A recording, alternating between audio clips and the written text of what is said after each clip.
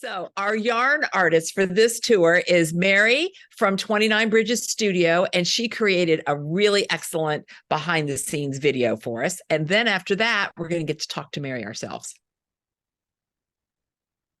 All righty, let's get that share. And sound. All right.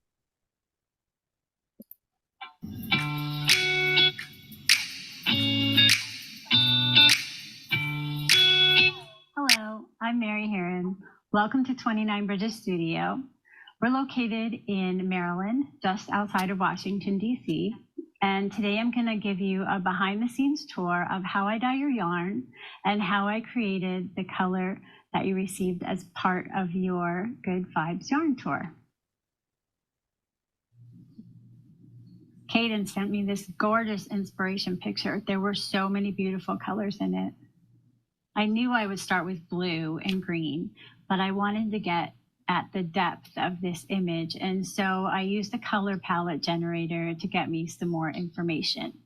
So for your DK skein, I started with green and I pulled in some of those beautiful blues and purples, and my favorite color is green. So to be able to use multiple colors of green always makes me really happy.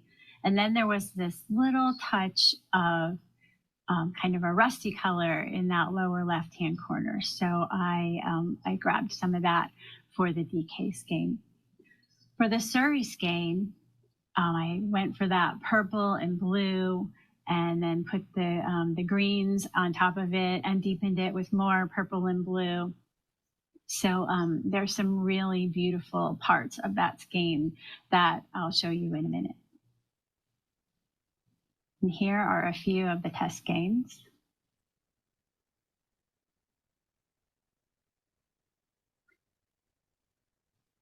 And here is the final result.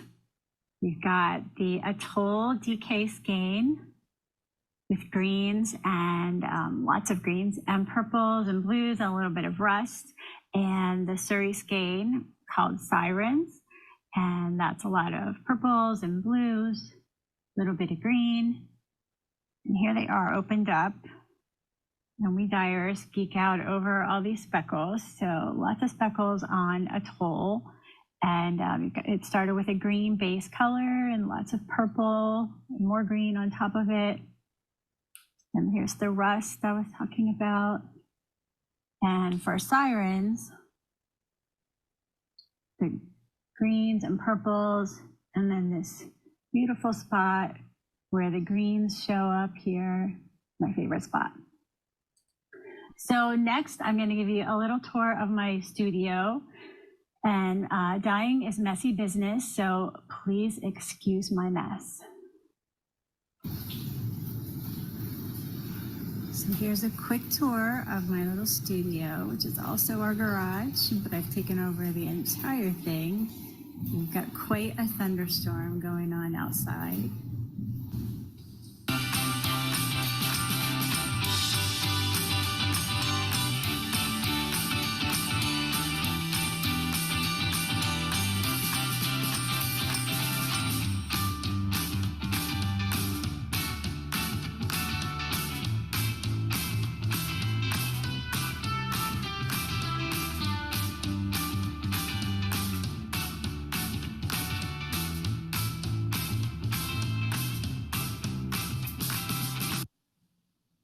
I'll leave you with one of the perks of having my studio in the garage and on the driveway is I get to spend a lot of time with nature.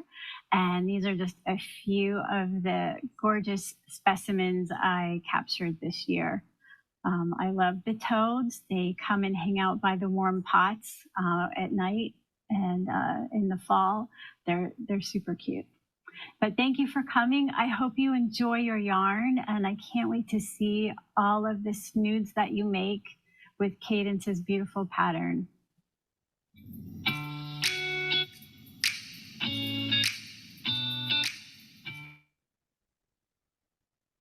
Right. Thank you, Mary, for sending us that video. And let's see. We've got Mary highlighted there. Excellent. Okay. Thank you, Mary, for that. We have some questions. I have some questions. So let's just start with what we all want to know is like, how did you get into dyeing yarn? So like, like in one sentence, what were you doing before, and then tell us lots of sentences about how you stopped doing that and got into yarn. So I've always loved yarn. My mother taught me to knit when I was in kindergarten. I figured out that if you were sick, you got to stay home with your mom, and so I pretended that I was sick, and she taught me how to knit. And and then my mom knit, so I knit a little bit on and off. And in college, I discovered that our art department had a fiber department within it. So once you took, like the intro class and I took weaving, then you just took like independent study. So I took independent study for the rest of college and we had to dye all of our own yarn. So I learned how to dye yarn there. And then I went on to become a medical librarian, and which I still do. But about 6 years ago, I decided to start dyeing again. And because I was knitting and selling finished projects, but I only have two hands. And so I thought, how can I make this more viable? And I got back into dyeing and I found out that I really missed it and I loved it. So here we are. I have to say, one of the things that you really excel at in that video helped us see it is you layer so many colors in your yarn.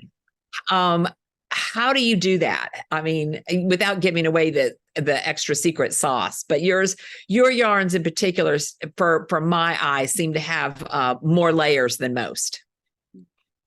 Well, I think that having lots of layers makes it extra special. It gives it that depth. And as you add colors, when you dye and you add colors on top of color, they don't stay the same color. So you have to take into account that they're going to change color, which gives you the colors you started with and then some other colors because you've made new ones. And I think that's where that comes from. And that is a lot of fun to me. Cool. So where's your favorite ways to get inspirations? Like I know I sent you a picture because we wanted to tie it to a location, but do you start with pictures or how do you get your inspiration? So for my own purposes, I don't use pictures. And I don't usually use a color palette generator unless I'm doing it for someone else, because then I feel like you're expecting something and I want it to be perfect. And but for myself, I just dye what I like, and I I would say that you typically what I start with is not usually where I end, because something happens along the way, uh, and that's the best way, I think. But to be a dyer, you have to make it reproducible. So if it's not reproducible, then that's not going to work. So you kind of write it down as you go, like so you have that recipe. Well, I try. I try to at least by the end of the day write down what I did. Um, yeah, I have these very messy notebooks, and they're because it's very messy and very wet, and so writing with a pen it ends up a mess. Oh, But I okay. do write it down, and I try to. I have. I'm sure every dyer has techniques like. If I say I did this, then I know exactly what that meant, like how I applied it, or how wet it was, or what I did. Okay. So that kind of leads us to a question that we one of our groupies had in our Facebook, which is, are any of your colorways, did they start as an accident? Many of them were accidents. um, yeah, and when you sent me that, I did. Here are a couple that I can think of off the top of my head that were accidents. And that is patina, which was an accident. And I would say it's one of my customers' favorite colors too. So that was pretty cool. Oh yeah, I'm using that in a sweater. It's going to be the stripe. Yeah, And in I the made Surrey, use it in the Surrey. yes. And I grabbed the wrong bottle of blue one day when I was making something else, and um, you know, and without thinking, I made like 20 skeins of this blue, and I don't waste anything. And so I was like, how can I make this work? And so that's how that happened. And then I also have this Be Mine, which was it Oh, was an yeah. accident because when I make another color that is a tonal, the first skeins that you dye with that water always have this sort of pinky tone to them. And it always happened, but I can't waste them. And I was like, how can I use the skeins that come out with the pinky? So I made Be Mine. So Wow. those were some good accidents. Oh, wow. Okay. So, and what do you still knit, and what do you like to make with your yarns? We've learned that not all our dyers knit as much as they used to. Yeah, or as much as we want to. Um, yeah, so I've always been a sweater knitter. I love to make sweaters, but I make more hats than sweaters now because of how much time I have or not have. But yeah, I love clothes, so I love to make sweaters. Do you have any favorite samples you want to show us? Sure. I grabbed a few. So being the queen of hats, this is And you've always written the pattern. You have a hat. I know you have at least a hat pattern. You have several patterns yeah, of your own. I love to cable. So anything that has cables in it, I love. And so this little cable hat, it's on my website. It's free. It's just the Henry hat, and it's really versatile. And I have it memorized. And so whenever I sit down, I just make a Henry hat, and I love it because you can hold the Surrey and DK together, or you can use a heavier yarn, and it just comes out. You can use any weight. That's what I love about it. Here's another favorite hat. It's called the Ale Hat by Jody Brown. And I love that it has so many techniques in it, in one little hat, and it's very cute. What else did I bring? So I do make some self-striping yarn because that's how I use up any leftover dye. I make self-striping skeins. And so Telly Beans has a whole book on self-striping, and it has this little cowl in it. And it's just a great way to use up some leftovers for the main color. And then I use my self-striping. I could go on and on. And we can. I have a whole fashion show here planned for you. If I don't know if you made a rocket tee because you're in the South, that is a great project using some Surrey and some sock. And I have another one here that's more tonal, the same colors. That's a great pattern. Yeah. Yeah, everybody seems to love that Perfect. one. Cool. Sure, you all have a love note now, but it's one of my favorites to wear. And I held Surrey and sock together. That's a great color too. Is that holding the two colors together that are the same colors? Yeah. Yeah. This was a color I made for myself, so Yeah. it's my favorite color. I'll stop there. So, holding those two together, we had a question in the chat here. Is it more challenging to dye the Surrey than it is the DK? No, Okay. no. I do dye my tonals I try to dye in large. I have some large pots, and Surrey skeins are half as big as DK skeins, so you can put twice as many in there. So then I have to have somebody help me pull them up because they're so heavy.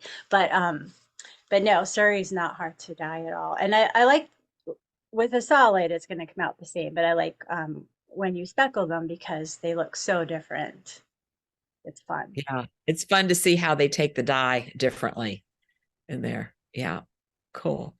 Did I miss Sarah and Janet? Did I miss any other questions in the Yeah, in the There was chat? go ahead, Janet. there was a question about how you got the name 29 Bridges. I grew up in Pittsburgh, and there are 444 bridges there, but that didn't flow when you said that. So, but within the city limits, there are 29 bridges over the three rivers. So that's where the name came from. And now that you're from Portland, we like to claim you as a Southern dyer. I know it's a bit of a stretch, but it's still. So we're glad you moved from Pittsburgh.